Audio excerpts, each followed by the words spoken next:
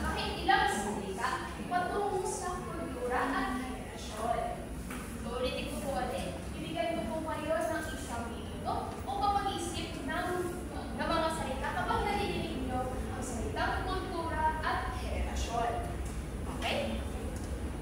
Kung meron po kayo mga tanong, pakitasan lang po ang inyong kamay at tatawagin ko po.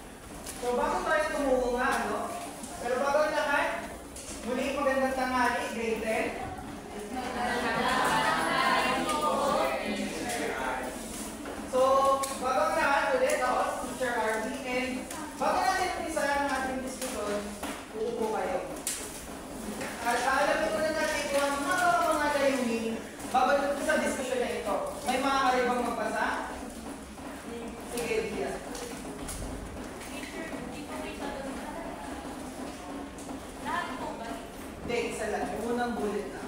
Nakapaglalahat ng pagkakaiba-iba ng kultura ng iba't ibang henerasyon. Ayun. Maraming salamat. Sa pangalawang bullet, sige nga, marinig natin ang iyong boss. Nakikipahangin sa pagpapahalaga sa pamana ng kultura ng iba't ibang henerasyon at Ang sahod din. Sige, Jasmine. isasagawa ang mga pamaraan ng paglalakap ng pagkakaiba-iba ng kultura ng bawat henerasyon.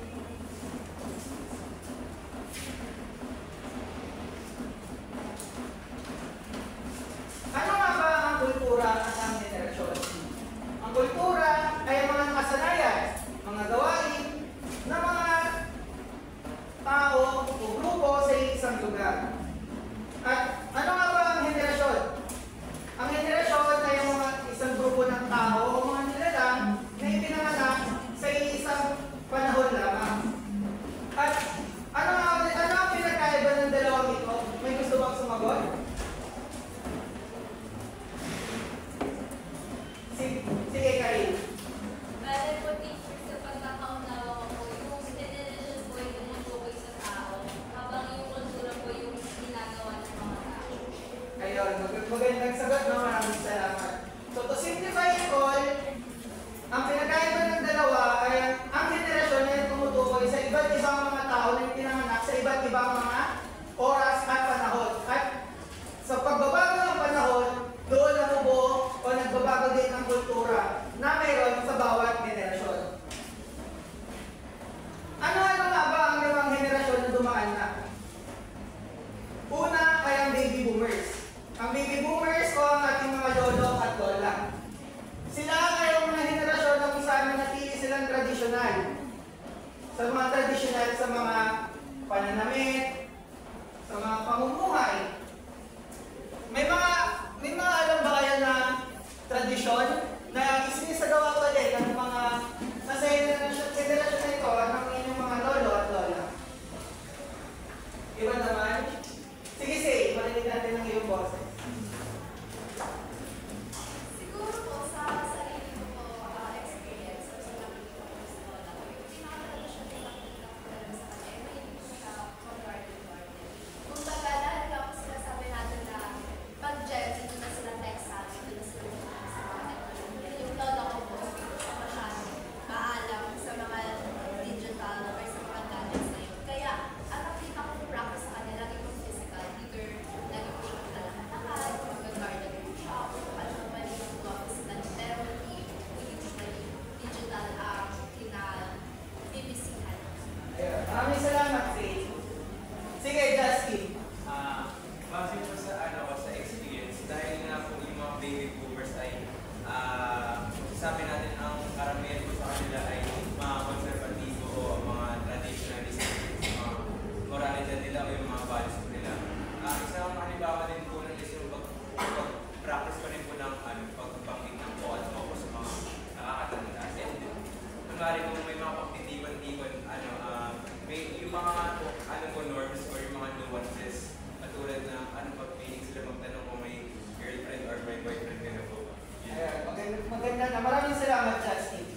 So, sa mga nabanggit na sagot kanina, ang madalas talaga na maririnig natin ay yung nakagawian nila magtanim, sa pananamit ng konservatibo, at syempre sila yung nagtuturo sa atin na pagbata ka, magpupo at upo ka sa mas nakakatanda sa'yo. Tama ba?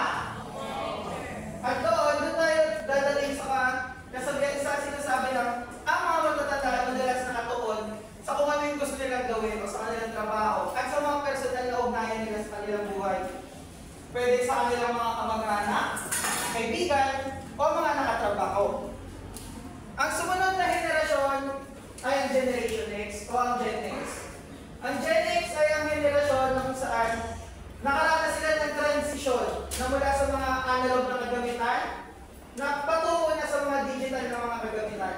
Nandiyan na yung mga, sino yung nakaabot dito ng mga cellphone na di-keypad? Yung Nokia 3210. Yung pwede mong i-hampas sa class, magagamit mo pa. Ayan, isa siyang halimbawa ng analog na cellphone. At sila, ang henerasyon na ito, kaya nakaabot sa parehas na version ng mga cellphone na analog at digital. digital.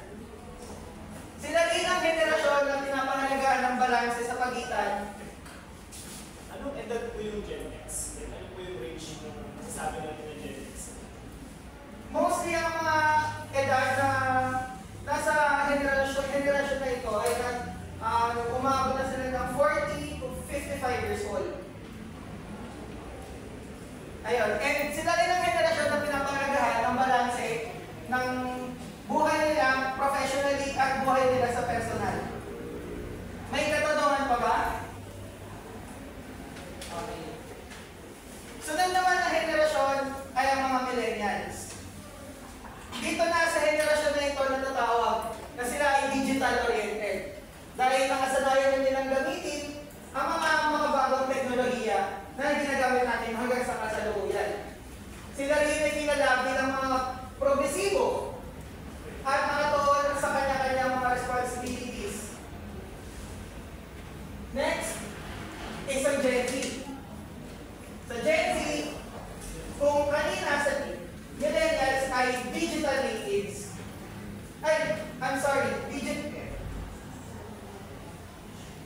kung kanina ay digital-oriented ang mga millennials, pagdating sa Gen Z, sila na ay digital natives na tinatawag. Bakit? Kasi hindi na nila naabutan yung mga lumang version ng mga teknolohiya at ang mga nakasanayan na nilang gamitin, pwede orasan o kung ano pa man yan, ito ay modernong teknolohiya na.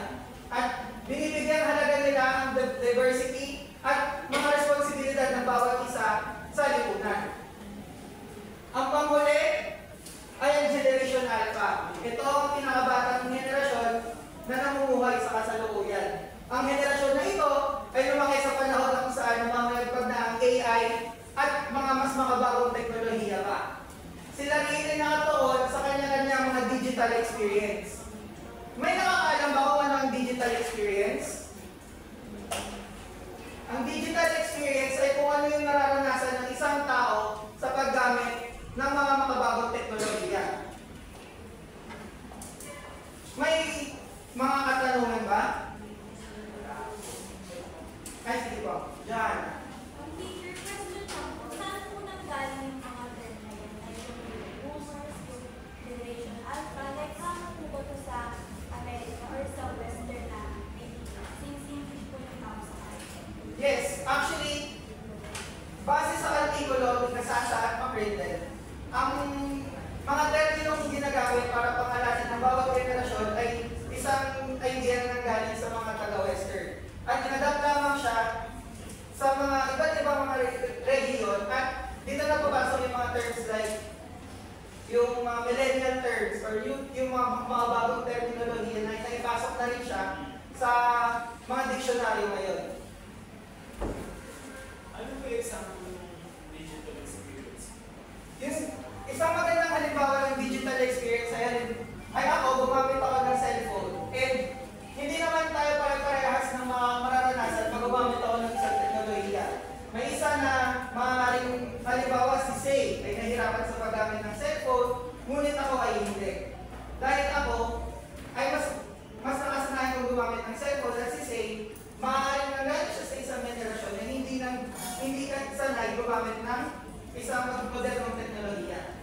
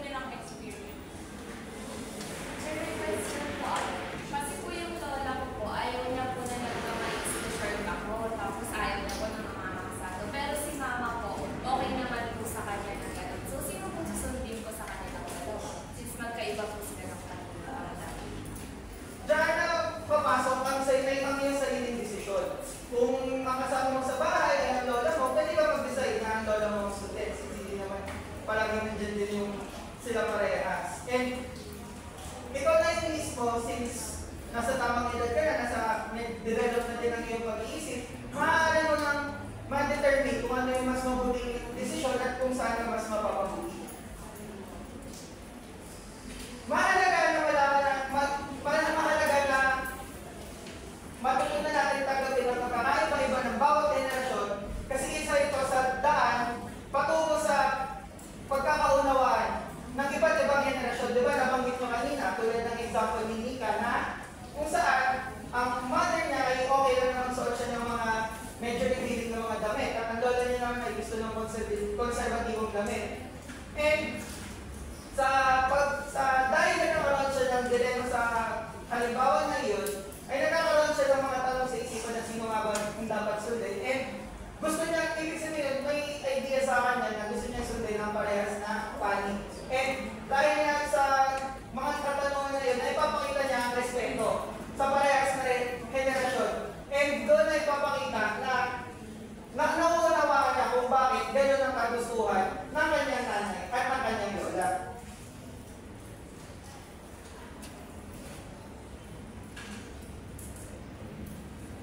Sunod natin gagawin ay magkakaroon tayo ng situational analysis. Hahatiin ang klase sa dalawang grupo. Justin, lipat ka dito. Piling po ko yung upuan.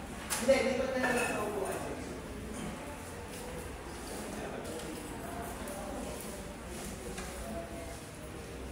Ayan. Tapos, may ipapakita ako mga numero sa inyo. Mamimili kayo from 1, 2, 3, and 4. Sa mga numero na ito, may kaakibat silang mga sitwasyon at dapat ipakita ng inyong grupo sa pamamagitan ng pagsasadula sa loob ng 1 at 2 minuto kung paano nyo mariresolve ang mga issue kung may kahanasan kayong issue sa bawat henerasyon ay sa bawat sitwasyon. Naiintindihan ba? Yes, yes. Andali ka.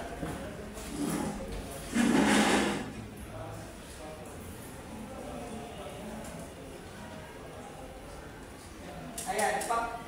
Isang halimbawa, ang magulang ay mahilig sa lumang kanta at tradisyonal na sayaw. Samantalang ang kabataan ay gusto ng modernong musika at TikTok dance. Nagkaroon ng pagtatalo kung alin ang dapat ipakita sa school program. Ano ang inyong pwedeng gawin? Isa itong halimbawa ng sitwasyon na dapat yung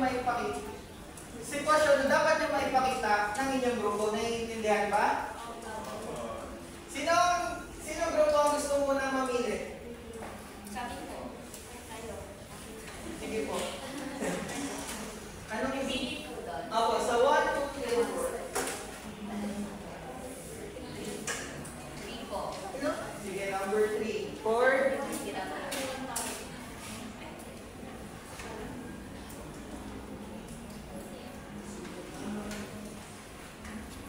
Sa inyo. 1 po. 1. Sir, sabi ko siya kami. Ay, I'm so sorry.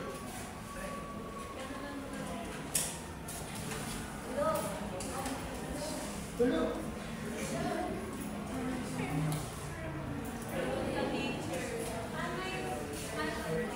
Teacher, patuwan mo po ng whiteboard. Mabubura po.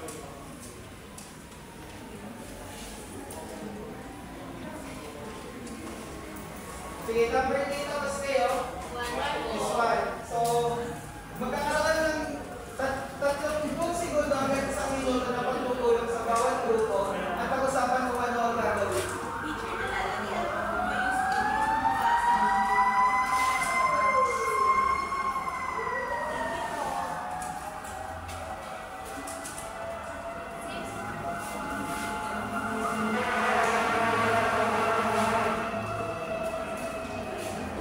Mamaya na lang po, teacher. 6 na. Sorry.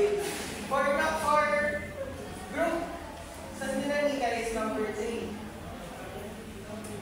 Pakibasa. Ang matatalas sanay sa tahimik at nagalang na pakikipag-usap. Samantalang ang kabataan ay mas prangkas at stressing sa social media. Yes, mag-practice na kaya. So, anong number niyo is number 1?